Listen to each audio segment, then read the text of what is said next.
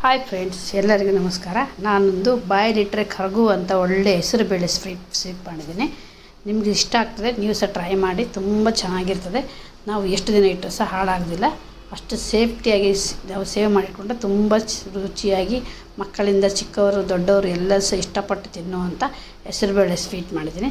ಅದಕ್ಕೆ ಎಂತ ಎಲ್ಲ ಮಾಡೋದು ನೋಡುವ. ನಾನು ನೋಡಿ 2 ಲೋಟ ನೀರು ಇಟ್ಕೊಂಡಿದ್ದೀನಿ. 1 ಲೋಟ ಹೆಸರುಬೇಳೆ ತೊಗೊಂಡ್ರೆ ನಾವು 2 ಲೋಟ ನೀರು ತೊಗೊಳ್ಬೇಕು. ಆ 2 ಲೋಟ ನೀರಿಗೆ ನನಗೆ ಸಿಹಿ ಎಷ್ಟು ಬೇಕೋ ಅಷ್ಟು ಅಂದಾಜಲ್ಲಿ ನಾನು ಅದನ್ನು ನೀರಿಗೆ ಹಾಕಿ ಅದು ಕುದಿಸ್ಕೊಂಡು ನೀರು ಪಾಕ ಮಾಡ್ಕೊಳ್ಳೋದು ಬೇಡ, ಜಸ್ಟ್ ಬೆಲ್ಲ ಕರಗಿದ್ರೆ ಸಾಕು. ಇದರಲ್ಲಿ ನಾನು ಹೆಸರುಬೇಳೆ ತೊಗೊಂಡಿದ್ದೀನಿ. ಹೆಸರುಬೇಳೆ ಸ್ವಲ್ಪ ಚಂಡಿ ಬಟ್ಟೆಯಲ್ಲಿ ಒರೆಸ್ಕೊಂಡು ತಗೊಳ್ಳಿ.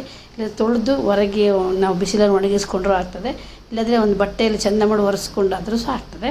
ಇದನ್ನು ನಾವು ಕಲರ್ ಫೇಲ್ಡ್ ಆಗಲಿಲ್ದಾಗೆ ಬಿಸಿ ಮಾಡಿದರೆ ಸಾಕು. ಹೀಗೆ ಪುಡಿ ಮಾಡೋ ಅದಕ್ಕೆ ನಾವು ಪುಡಿ ಮಾಡುವಾಗ ನಮಗೆ ತರಿಯಾಗಿ ಸಿಕ್ಕಬೇಕು. ಅಕ್ಕಿ ತರಿ ಮಾಡ್ತೀವಲ್ಲ ಹಾಗೆ ಸಿಗಬೇಕು. ಹಾಗೆವರೆಗೆ ನಾವು ಬಿಸಿಯಲ್ಲಿ ತುಂಬ ಫಾಸ್ಟ್ ಇಟ್ಕೊಳ್ಬಾರ್ದು. ಸ್ಲೋ ಗ್ಯಾಸಲ್ಲಿ ಇದನ್ನು ಫ್ರೈ ಮಾಡಿ ತಗೊಳ್ಳುವ. ಇದು ಫ್ರೈ ಮಾಡ್ತಾರೆ ನೋಡಿ. ಇದು ಬೆಲ್ಲ ಹೀಗೆ ಕರಗಿದೆ. ಇದನ್ನೀಗ ನಾವು ಒಂದು ಇದರಲ್ಲಿ ಸೋಸಿ ಜಾಗ್ರತೆ ಮಾಡಿ ತೆಗೆದುಕೊಳ್ಳುವ. ಇದು ನೋಡಿ ನಾನು ತಣ್ಣಗಾಗಿದೆ. ಅದನ್ನು ನಾನು ಮಿಕ್ಸಿಗೆ ಹಾಕಿ ಇದನ್ನು ನಾನು ಪುಡಿ ಮಾಡ್ಕೊಂಡ್ಬರ್ತೀನಿ. ಅದರೊಟ್ಟಿಗೆ ನಾವು ಒಂದು 4 ಏಲಕ್ಕಿ ಹಾಕಿದರೆ ನಮಗೆ ಪರಿಮಳಕ್ಕೆ ಸ್ವೀಟಿಗೆ ನಾವು ಏಲಕ್ಕಿ ಹಾಕಲಿಲ್ಲ ಅಂದರೆ ಒಳ್ಳೆಯದಾಗೋದಿಲ್ಲ. ಹಾಗಾಗಿ ಒಂದು 4 ಏಲಕ್ಕಿ ಹಾಕಲೇಬೇಕು ನೋಡಿ. 4 ಏಲಕ್ಕಿ ಹಾಕಿ ಇದನ್ನಾಗ ತರಿಯಾಗಿ ನಾವು ಅಕ್ಕಿ ತರಿ ಥರ ಉಂಟಲ್ಲ ಅಷ್ಟು ತರಿಯಾದ ತಗೋ. ತುಂಬ ಪೌಡ್ರು ಸಹ ಬೇಡ, ತುಂಬ ದಪ್ಪ ಸಹ ಬೇಡ. ಹೀಗೆ ಸಪ್ಪು ಮಾಡ್ಕೊಂಡು ಬಂದರೆ ಆಯಿತು ನೋಡಿ. ಹೀಗೆ ಕೈಗೆ ಸಿಗಬೇಕು. ಹಾಗೆ ತರಿ ಮಾಡ್ಕೊಂಡು ಮಾಡ್ಕೊಂಡು ಬಂದು ನಾವು ಮುಂದಿನ ಕೇಗೆ ಮಾಡೋಣ ನೋಡುವ.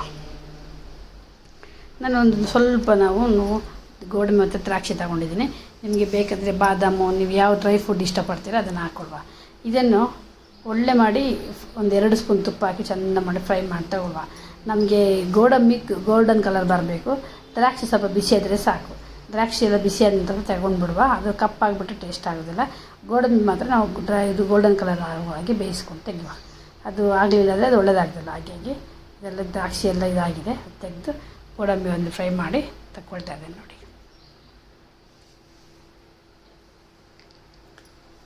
ನೋಡಿ ಇದನ್ನೀಗ ಗೋಡಂಬಿ ಸಹ ತಗೊಂಡ್ಬಿಡುವ.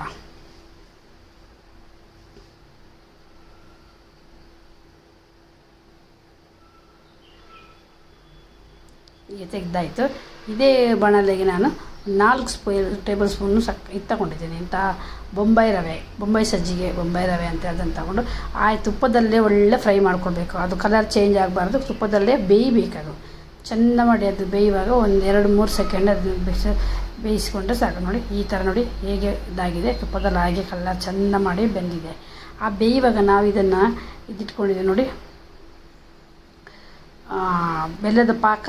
ಆ ಬೆಲ್ಲದ ಪಾಕ ಅದಕ್ಕೆ ಹಾಕ್ಕೊಳ್ಬೇಕು ನೋಡಿ. ಇದಕ್ಕೆ ಸೋಸ್ಕೊಂಡು ಇದಕ್ಕೆ ಹಾಕ್ಕೊಳ್ಳಿ.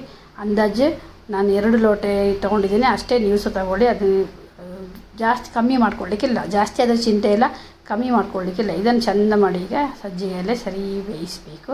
ಅದನ್ನು ನಾವು ಬೆಲ್ಲದ ಪಾಕದಲ್ಲಿ ಕ್ಲೀನಾಗಿ ಅದು ಬೇಯಬೇಕು. ಒಂದು 2 ಸೆಕೆಂಡ್ ಇದನ್ನು ಸಹ ಮಾಡಿದ ನಂತರ ಇದಕ್ಕೆ ನಾವು ಪುಡಿ ಮಾಡಿ ಇಟ್ಕೊಂಡ ಹೆಸರುಬೇಳೆ ಉಂಟು ನೋಡಿ, ಅದನ್ನೇ ಅದಕ್ಕೆ ಹಾಕ್ಕೊಂಡು ಚೆಂದ ಮಾಡಿ ಕೈ ಆಡಿಸ್ಕೊಳ್ಬೇಕು. ಇದೆಂಥ ಗಂಟಾಗೋದಿಲ್ಲ. ಹಾಗೆ ಬೇಯಿಸ್ಕೊಳ್ತಾ ಇದ್ದರೆ ಸಾಕು. ಸೂಪರಾಗಿರೋ ಅಂತ ಹೇಳ್ಬೋದು. ಬೆಳಗ್ಗೆ ಸಹ ಸಂಜೆ ಸಹ ಯಾವಾಗ ಸಹ ತಿನ್ಬೋದು. ಯಾಕೆಂದರೆ ಇದು ಹೆಸರುಬೇಳೆ ಹಾಕಿದ್ರಿಂದ ತಂಪಾಗ್ತದೆ ಜೀವಕ್ಕೆ. ತುಂಬ ಇಷ್ಟಪಟ್ಟು ತಿಂತಾರೆ ಮಕ್ಕಳು. ತುಂಬ ಖುಷಿ ಆಗ್ತದೆ. ಹೀಗೆ ಕೈ ಬೇಡ ತಿರುಗಿಸ್ತಾ ಇರಬೇಕು. ಅದಕ್ಕೆ ಹೆಚ್ಚು ತುಪ್ಪ ಎಂತ ಸಹ ಬೇಡ, ಎಣ್ಣೆ ತುಪ್ಪ ಎಂತ ಸಹ ಬೇಡ.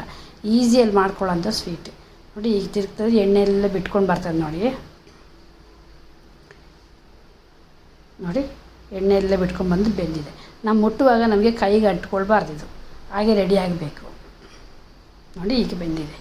ಈಗ ನಮಗೆ ಬೇಕಾಗಿದ್ದ ಆಕಾರಕ್ಕೆ ಹಾಕ್ಕೊಂಡು ನಾವು ಸ್ವೀಟ್ ತಿಂದರೆ ಆಯಿತು. ನಾನು ಡೆಕೋರೇಷನ್ಗೋಸ್ಕರ ಒಂದು ಚಮಚದಲ್ಲೇ ಸೌಟು ಬರ್ತಲ್ಲ, ಸೌಟು ಅದರಲ್ಲಿ ಹಾಕಿ ನಾನು ಅದನ್ನು ಡೆಕೋರೇಷನ್ ಮಾಡ್ಕೊಂಡಿದ್ದೀನಿ. ನಿಮಗೆ ಯಾವ ಥರ ಡಿಸೈನಲ್ಲಿ ಬೇಕು ಪೇಟಿಗೆ ಹಾಕಿ ಕಟ್ ಮಾಡಿ ಸಹ ತೆಗಿಬೋದು. ಸೂಪರಾಗಿ ಬರ್ತದೆ. ನೀವು ಸಹ ಒಂದು ಸರಿ ಮಾಡಿ ನೋಡಿ. ಹಾಗೆ ಹೇಗಾಗ್ತದೆ ಅಂತ ನಾನು ಕಮೆಂಟಲ್ಲಿ ತಿಳಿಸಿ. Thank you for watching.